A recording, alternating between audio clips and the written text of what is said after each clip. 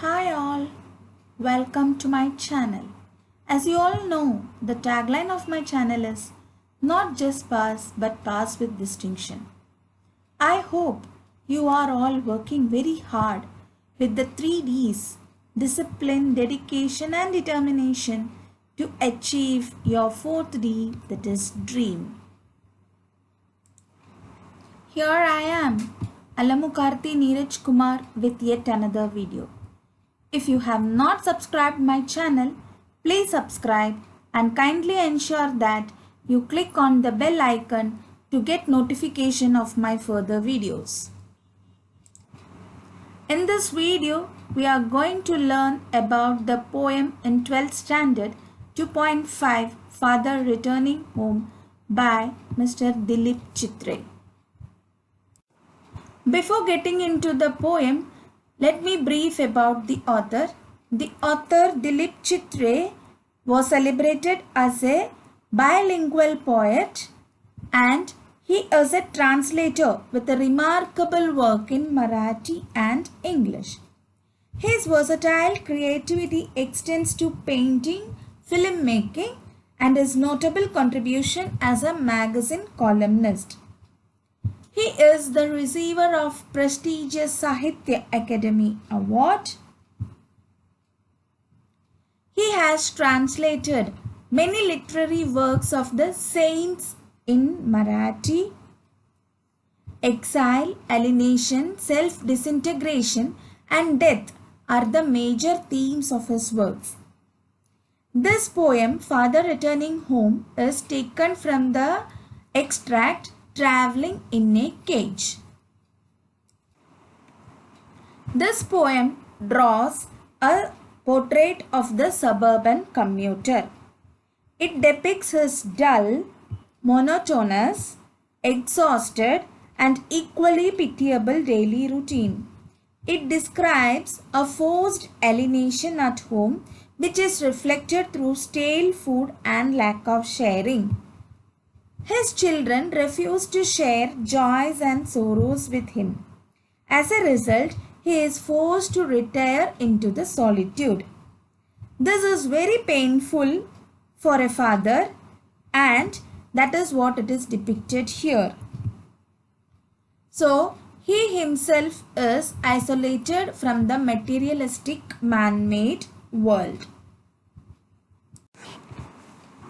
The poem consists of 2 paragraphs. In this, let me explain the first stanza. That is, my father travels still, but he hurries onward. Students, you can pause the video, read this part and resume back. The first line, my father travels on the late evening train.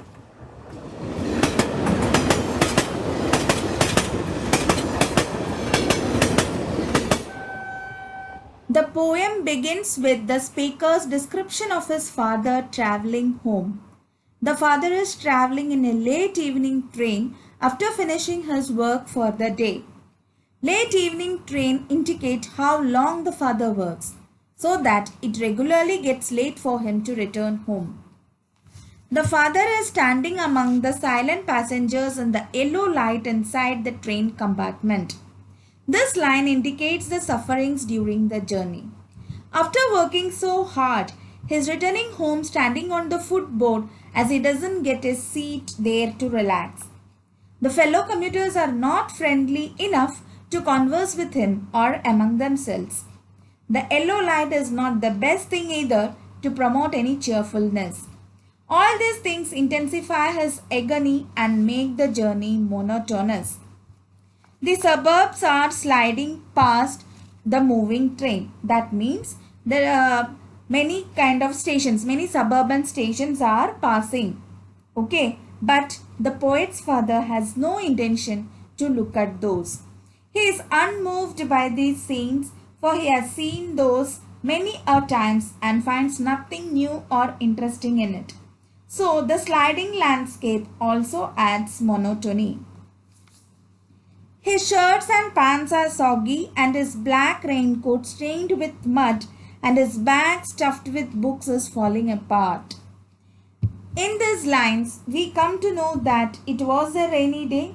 His father's dresses are all wet with rainwater and his raincoat is damaged with mud. The bag he was carrying was stuffed with books and he was struggling to carry it. These lines again indicates the difficulty during his travel. The travel gets even worse in the rainy season, and the black raincoat indicates the dull life. Bag full of books indicates that he was an educated and a scholarly man. And then the next one, his eyes dimmed by age fade homeward through the humid monsoon night. So in the night, okay, in these lines, the poet gives us the impression of his age. His eyesight is dimmed by his old age. The father looks homeward with his low vision through the humid monsoon night. The gloomy atmosphere again adds the dullness to his life. Now I can see him getting off the train like a word dropped from a long sentence. He hurries across the length of the great platform, crosses the railway line, enters the lane. His chappals are sticky with mud, but he hurries onward. The poet's father gets down from the train. Here, the poet Dilip Chitre has used fine simile in comparing his father to an unimportant word in a long sentence. This is quite unique. He says that his father gets down, just like a word dropped from a long sentence. The poet indicates how unimportant his father is to the crowd in the train. It does not really make any difference whether he got down or not. He is not that relevant to the rest of the world. After getting off the train, the father hurries towards the home. He crosses the grey platform and the railway line and finally enters the lane. His sticky with mud chappals can't prevent him hurrying onward. The poet has used hurries twice to bring in a sense of escapism from the dull, humid atmosphere, grey platform and muddy streets where no one would care for him. He just wants some solace at his own home. So in that so much of crowded train, we are nobody.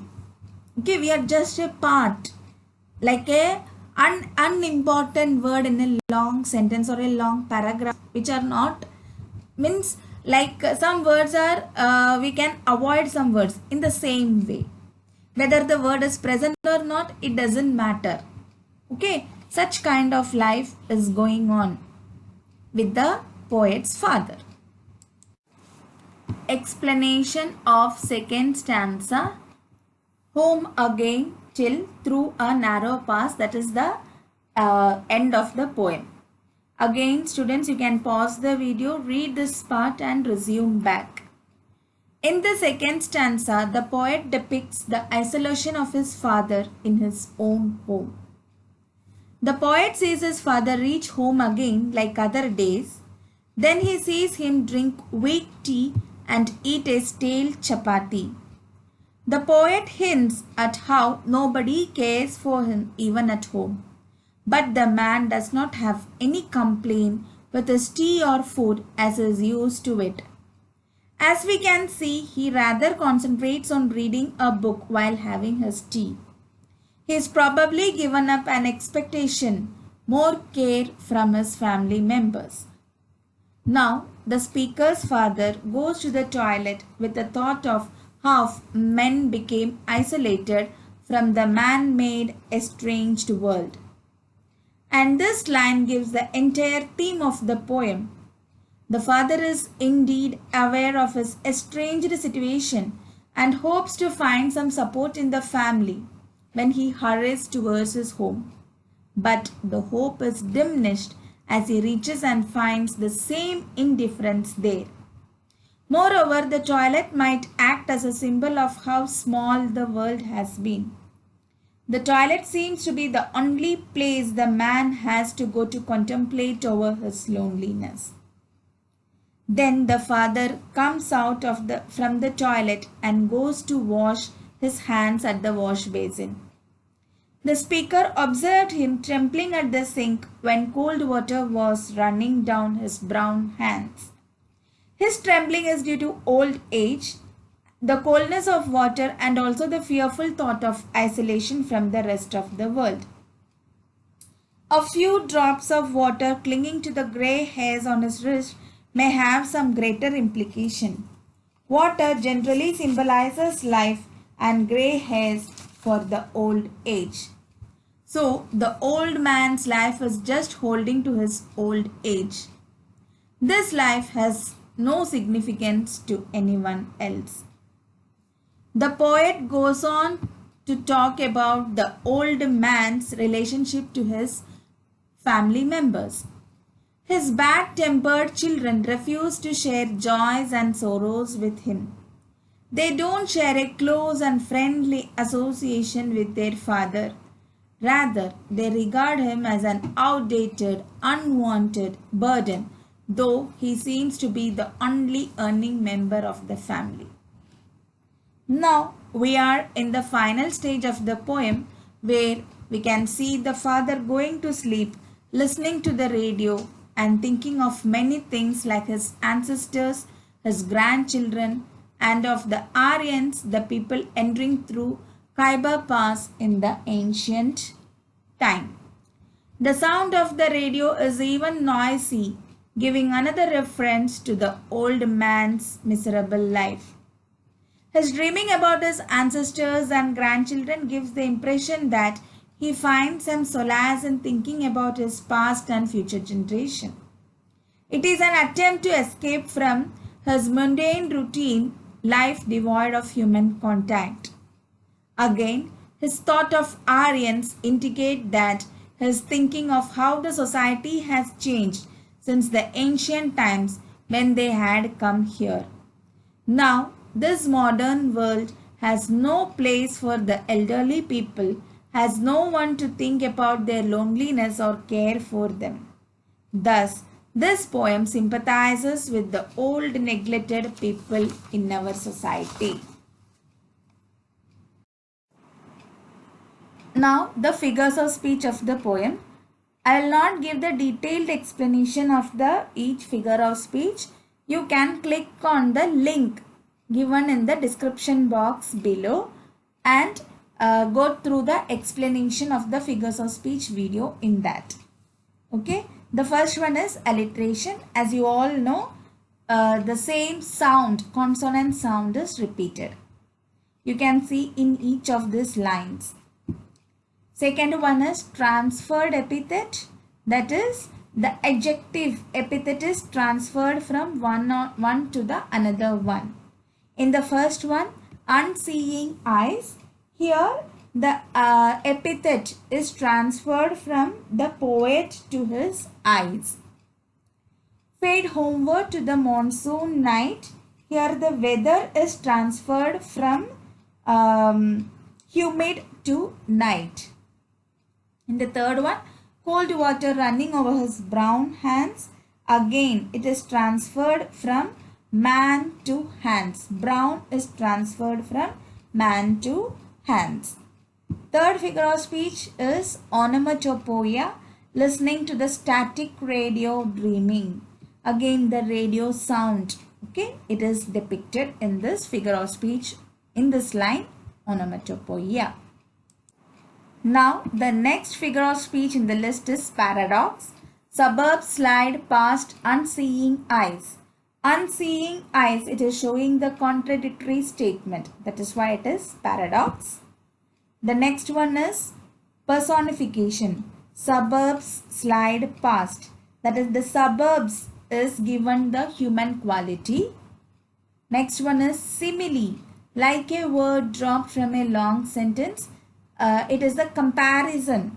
Okay, the comparison of the poet's father, like a word from the long sentence, like a person coming down from the crowded train. Metaphor. His shirts and pants are soggy. Okay, that is, his shirts and pants are compared to the soggy. Because it is raining. He hurries across the length of the grey platform. Again, he is passing through, right? So his life, okay, he is passing through his life, which is hurried one. So that is why indirect comparison, that is why it is metaphor. Metonymy, again he hurries across the length of the grey platform. Synecdoche, synecdoche, eating a stale chapati. A few droplets cling to the graying hair on his wrist. His sullen children have often refused to share. Okay, these are the examples of synecdoche. Now, the appreciation of the poem, which is important for you all to learn. First one is you have to write the title of the poem, that is Father Returning Home, by the poet Mr. Dilip Chitre. Rhyme scheme, there is no rhyme scheme as such, it is a free verse. The central idea and theme of the poem, as I have already explained before, it is about the suburban commuter, okay, dull, exhausted father, okay. That is the theme of this particular poem. Figures of speech, you can mention any two. Already I have mentioned over it. You can mention alliteration, you can mention synecdoche, paradox, any one, whichever you wish to mention. Favorite line, it should be one of your favorite line. Special feature, tone, type, language, implied meaning. So the special feature of this poem, it is an autobiographical poem. Okay, and it is showing the imagery of the person suffering while traveling back home. Okay, and this poem is a first person narration and it is dramatic monologue. Then the theme is alienation or estrangement experienced by the aged people of the cities from the man-made world. Why I like or dislike the poem. Whether you like the poem or dislike the poem, that you have to mention and why. Hope you understood the poem. Thank you for watching this video. Please like the video, share the video and subscribe to my channel.